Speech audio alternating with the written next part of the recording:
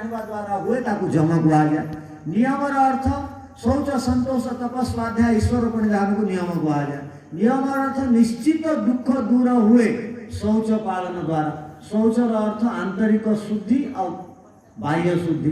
भल भारतीय कपड़ा पिंधिबे भल लागिबो, आउ पाश्चात्य कपड़ा पिंधिबे तो ऑक्सीजन देह भीतर को जीवनी। हल्का कपड़ा जदि पिंधिबे ऑक्सीजन जीवेनी तो जीवन आई देह भीतर को दुख मिलिबो। तेथिपाई भल कपड़ा पिंधिबा भल भोजन करिबा शौच अटे। आ भीतर निर्मल रहिबा ईर्षा द्वेष कम से कम करिबा शौच अटे। तो शौच संतोष तप स्वाध्याय ईश्वर प्रणिधान को पालन कले विशेष भाव में दुख दूर हो जाए। तो जम नियम अर्थ बुझीगले। जम नियम तापर आसन। आसन अर्थ अटे गोटे आसन में 3 घंटा 48 मिनट बसवार अभ्यास अच्छी कि नहीं? केते घंटा कहगला? हाँ मन रखी था। गोटे आसन में यदि 3 घंटा 48 मिनट बसवार अभ्यास अच्छी तो आपण जोगी हेबार संभावना आपनकर बढ़ीगला जीवन। तो आसन सिद्धि हुए 3 घंटा 48 मिनट बसवा द्वारा। जेकोसी आसन न हलिकी बसवार अभ्यास करो। आसन सिद्धि न होला पर्यंत प्राणायाम रे आपनकर अग्रगति हो नहीं और ध्यान रे अग्रगति हो नहीं। आसन रे बसचंती एमती एमती करचंती, आसन रे बसचंती एमती एमती करचंती, आसन रे बसचंती एमती एमती करचंती, आसन रे बसचंती एमती एमती कर। हाथ को एमती कर दे, एठी आनी के रखि दे, एटा गुडी के उठै दे, पानी ग्लास उठै दे। ए मांकड़ प्रवृत्ति ताको एमती टाणी दे, उठिक एठू बसी गले। एटा आसन सिद्धि नुह। आसन अर्थ अधा घंटा कम से कम एकाग्रतार सहित बसंत आसन सिद्धि कर। स्थिर सुखम आसनम बोली कहला। जो स्थिति रे बसिला परे शरीर रे स्थिरता आसे और सुख प्राप्त होए ताको आसन कहला। आसन रो अर्थ है प्राणायाम रो अर्थ। एटा को प्राणायाम कहा जाय नै, एटा रोग निवारक प्राणायाम। प्राणायाम 4 प्रकार योग दर्शन रो कहा। बाह्य प्राणायाम सबुठु भल प्राणायाम, उत्कृष्ट प्राणायाम। मन को केंद्रित करिवार प्राणायाम। भीतर रो पवन को बाहर को फोपाड़ी देबे और किसी समय पर्यंत बाहर रखिबे। मुह नाक बंद, नाकरे भी प्राण नेबेनी, मुह खोला रहिबा नै। जते बेले आपनकर इच्छा हबो आउ बाहर अटके पारुनी प्राण भीतर को नहीं जिवे, भीतर को नहीं के रखिबे आउ थरे बाहर फोपाड़ी देबे। बाहर ही बेसी समय रखिबा को चेष्टा करिबे, भीतर रखिबेनी ताकू बाह्य प्राणायाम कहे। ए प्राणायाम यदि बारंबार करिबे मन आपनकर चंचलता रहित है। मन रखिना प्राणायाम रो अर्थ या प्राण रो अर्थ श्वास प्रश्वास, आयाम रो अर्थ अटकेइबा। प्राण अर्थात श्वास प्रश्वास जो जीवा आसीबा करछि ताको अटकेइ देबार नाम प्राणायाम अटे। प्राणायाम रो अर्थ कोन कहली? एबे जो श्वास प्रश्वास जाउछि आछि ना ताको किछि पर्यंत अटकेइ दियो। आपण अटकेइले देखिबे मन एकाग्र हो, मन एपट सेपट जीवनी धन प्रति संतान प्रति सब प्रति मन बंद होकर गोटे मन पूरा प्राण रे पलई जीव। केमिति प्राण को नेबी और छाड़ी देबी जे जीवन बंचिबो। देखिबे आपण अभ्यास करंतु। मु बारंबार अभ्यास करे प्राणायाम करी। प्राणायाम कला मात्र के मन आउ ना गुरुकुल प्रति रहे, ना शिष्य मानकर प्रति रहे, ना कोन हथियारी हेची रहे, ना गाड़ी प्रति रहे, सब बंद। तो प्राणायाम द्वारा एत बड़ लाभ हो। प्राण अर्थ श्वास प्रश्वास, आयाम अर्थ बंद कर देबा अटकेइबा। एटा हे गला जम नियम आसन प्राणायाम। प्रत्याहार अर्थ बुझंतु। इंद्रिय गुडी को विषय रु हटेई देबार नाम प्रत्याहार। कोन कहा गला? इंद्रिय गुडी को विषय ठारू दूरेई देबार नाम प्रत्याहार। कहंती ना अनेक राजनीतिक दल कौन कहती मु तांको समर्थन देछि प्रत्याहार कर देली मोर समर्थन अर्थात लेउटेई किरी नहीं गली। तो इंद्रिय को ए आखी को रूप विषय हटेई दला केते बेले ध्यान काल ताको कहा जाय प्रत्याहार। ए कान को डिस्को डांस रो शब्द आसुची, भजन रो शब्द आसुची, कान को एमिति बंद करता होनी, रुआ देल तो बंद होनी।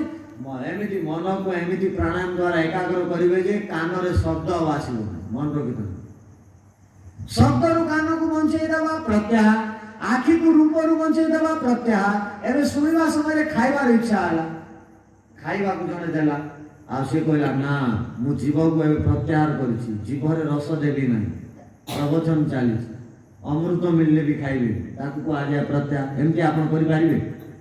एवं जदि किए आसिक हालुआ बांटी देवा आरंभ कला आप खाईदे पणा बांटी आरंभ कला खाईदे तो प्रत्याहार नहीं आपण तो प्रत्याहार अर्थ इंद्रिय गुड़ी को विषय ओरेगे नहीं जीवा किसी समय बंद कर दो ताकू कहा जाए प्रत्याहार प्रत्याहार अर्थ बुझीदेले ना नहीं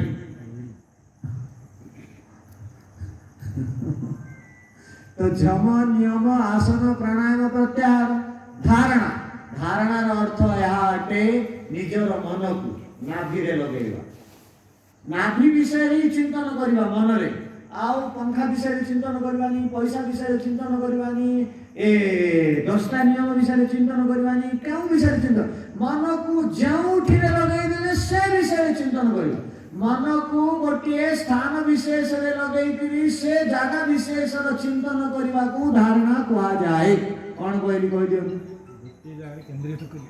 मन को एबे मु माइक्रोफोन रे लगे देली माइक्रोफोन लोहा द्वारा तैयारी एथरे प्लास्टिक रो कोट अछि एटा कला रंगर या द्वारा ध्वनि विस्तारित हुए ए विषय केवल चिंतन करवा 5 मिनट 10 मिनट या को कहा जाए धारणा हैला धारणा अर्थ है आ ध्यान अर्थ कौन जो आपणकर मन को केंद्रित कले से मन को आपण वर्तमान ईश्वरंकर मन एवं आपणकर अटकी गला अटकेवा जानी पकेले आपण मन को पंखा रे लगाउछंती बोले पंखा रे लाग गला माइक्रोफोन रे लगाउछंती बोले माइक्रोफोन रे लाग गला मस्तिष्क रे लगाउछंती बोले मस्तिष्क रे लाग गला हृदय रे लगाउछंती बोले हृदय तार अर्थ आपण मन को जोठी उठेई करी बसई दउछंती बसी गला एबे आपण ध्यान करंतु ध्यान रो अर्थ कोन बुझिबा को चेष्टा करंतु आपणकर लक्ष्य कोन ईश्वर ध्यान रो अर्थ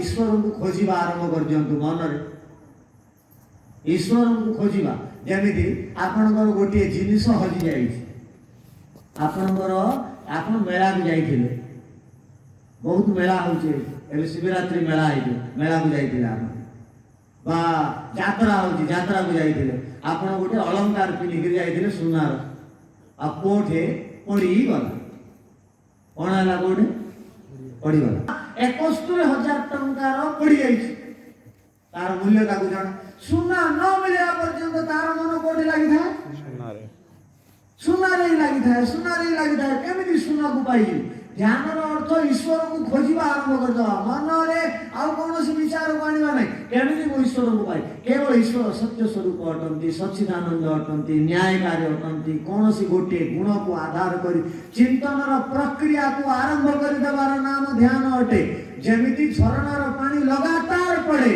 मन रे आ कोनोसी विचार न आनिकरी लगातार ईश्वरंकर स्वरूप विषय कर चिंतन जेमती गोटे टिण तेल को आपण ओजाडुचंती 15 केले तेल को ओजाडु तेल न सरला पर्यंत धारा अखंड रहे ना मझे भांगी भांगी जा यदि हाथ हली बोले भांगी जीवो किंतु खाली कला बेले देखिबा आपण समान स्थिति रखबे टिणर तेल न सरला पर्यंत अखंड हेकि तार प्रवाह बिल्कुल धारा